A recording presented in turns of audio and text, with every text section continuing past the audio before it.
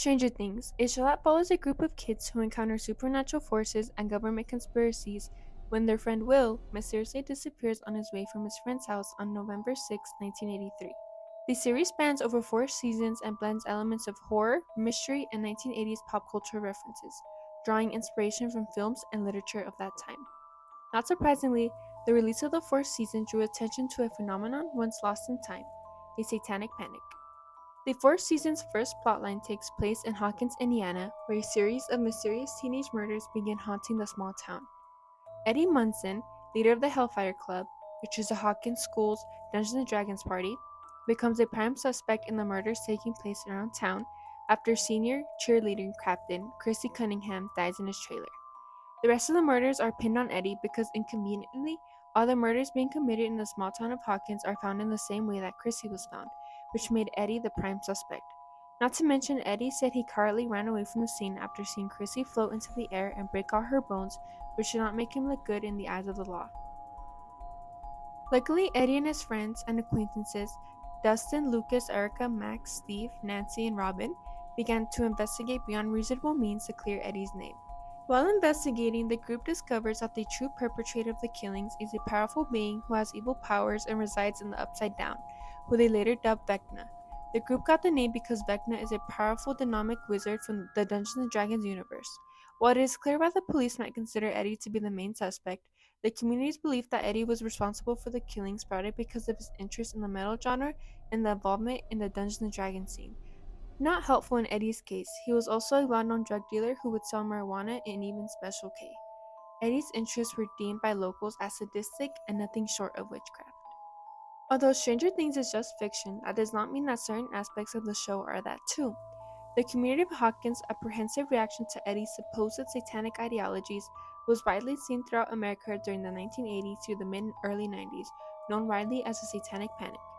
The Satanic Panic refers to a period during the 1980s through mid-90s when there is a widespread fear and paranoia about the existence of sadistic cults engaging in ritualistic abuse. During the Satanic Panic, Dungeons and Dragons, alongside heavy metal music, were accused of promoting satanic or occult ideologies.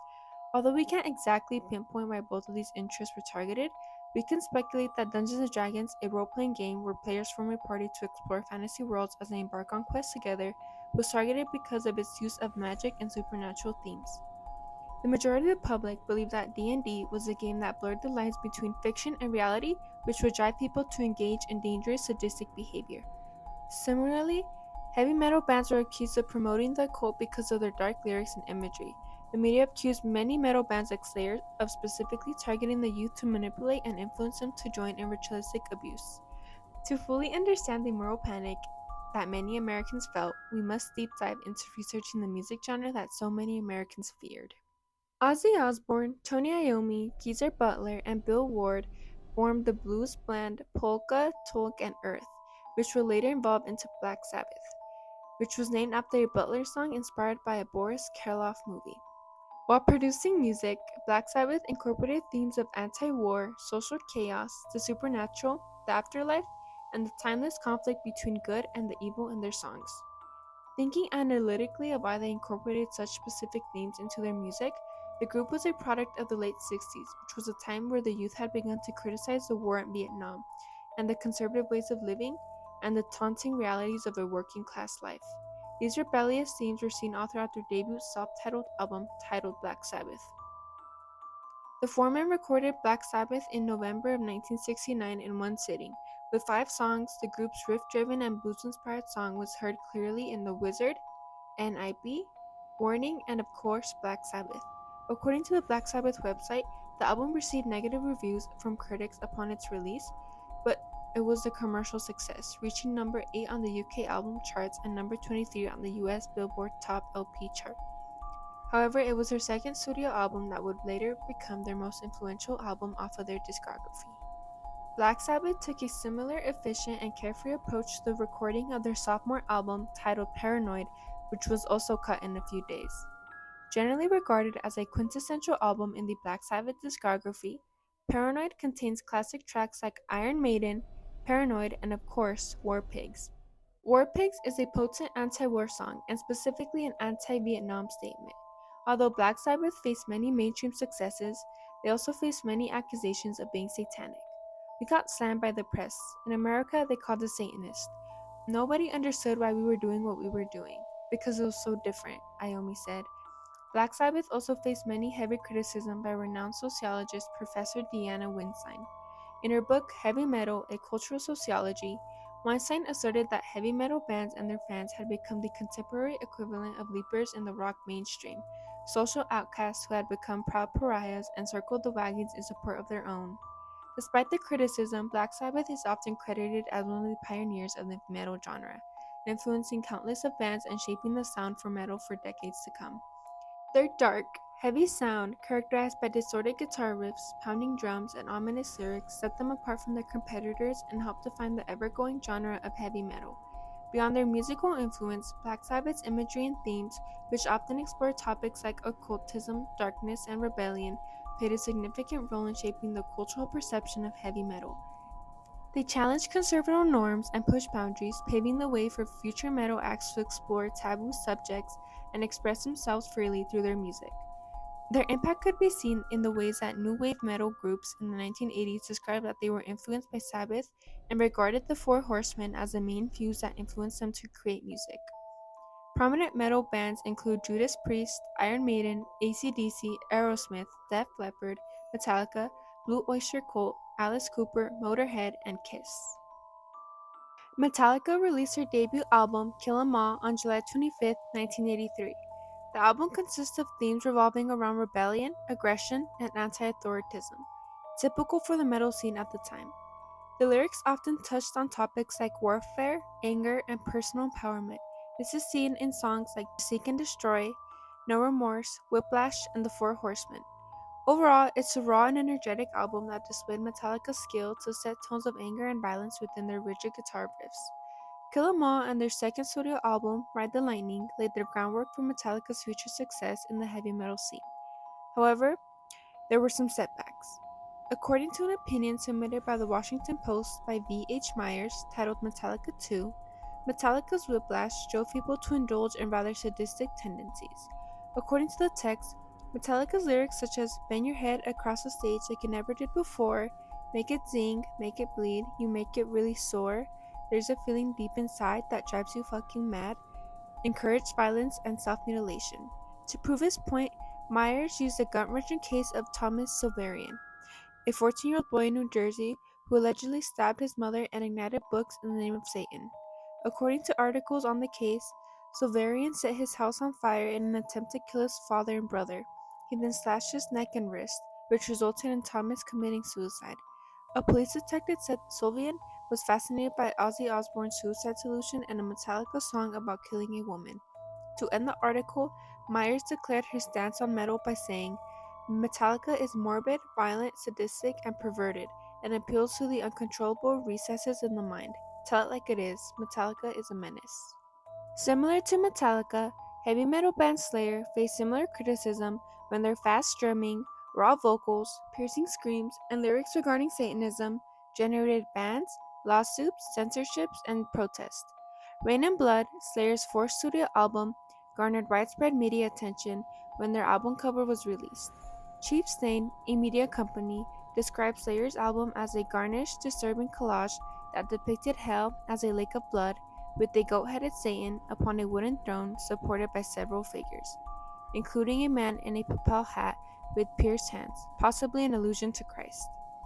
The album cover was deemed so controversial that Columbia Records, Slayer's record company, did not want the cover to be released. They ultimately obliged but came to an agreement that they would not put their logo on the album cover as to distance themselves from the inevitable backlash.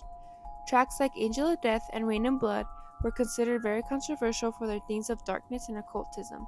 Specifically, the song Angel of Death was heavily criticized due to its historic retelling of the horrors that went on in the concentration camps at the hand of the Angel of Death, formerly known as Joseph Mengele, a doctor who would brutally torture his patients by conducting inhumane experiments in the name of science. The criticism in itself was very hypocritical because Slayer was criticizing Joseph Mengele by making a song about how horrific the Holocaust was, and publicly maliciously interpreted the song as a neo-Nazi statement. Record's gonna be released next week, and that's after all the dates that we're playing. Yeah, but they had problems with a special song, Angel of Death. Yeah, there's one song everybody seems to be making a big fuss over, but I think the record company, we talked to a few of the representatives last night, and they were stating that they were still kind of leery about releasing a record because they don't know what kind of slack they'll be getting. But I think it'll be all right.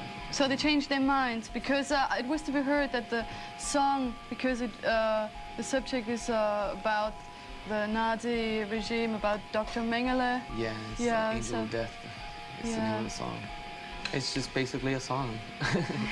This is the gentleman that wrote the song too. So, don't you think your fans would be they couldn't misunderstand the song, that they think that you could glorify the Nazi regime? Yeah, a lot of people seem to misunderstand it, but it doesn't glorify him. Yeah. In more of a way, it puts him down, kind of, but it doesn't, come out right out and say it. It's there in the lyrics, and we're not glorifying him, and we're not really trying to, put him down, that much, but it's just a song. It's just a story. Yeah. Overall, death, mutilation, sacrificial murder, disease, and killers are the major themes seen in Slayer's discography, which cemented Slayer's reputation as the reigning kings in satanic thrash metal. Interestingly, many members of Slayer were devout Catholics/Christians. In an interview, Dave Lombardo, formerly Slayer's drummer, stated, "I was never really okay with the band's attachment to satanic imagery, like the inverted crosses that we use on our stage and songs." According to Pastor Bob Larson, who toured with Slayer, Tom Araya, the vocalist and bassist for Slayer, wouldn't say he's a Satanist. His mother prays for him every single night. In a 2015 interview, Kerry King, co-lead guitarist for Slayer, laid out his feelings on Satanism. "Look, I can get into anything I write about. I can write about serial killers. I can be a fucking Satanist. I'm not a Satanist. I'm an atheist. But I write the best satanic lyrics on the fucking planet, and it's great entertainment, and religion is the funniest thing to make fun of." It's also important to note other factors that added fuel to the fire that just weren't metal. Let's talk about some criminals who added fuel to the fire. Richard Ramirez, American serial killer who was active during 1984 throughout 1985, killed over 13 people in his time of reign. He was caught in August of 1985, which marked the end of Richard's terrorizing the city of Los Angeles. In 1989, Ramirez was convicted of 13 counts of murder, 5 attempts of murders, 11 sexual assaults, and 14 burglaries. While in custody, Richard proclaimed his love for heavy metal to one of his lead detectives, Philip Carlo.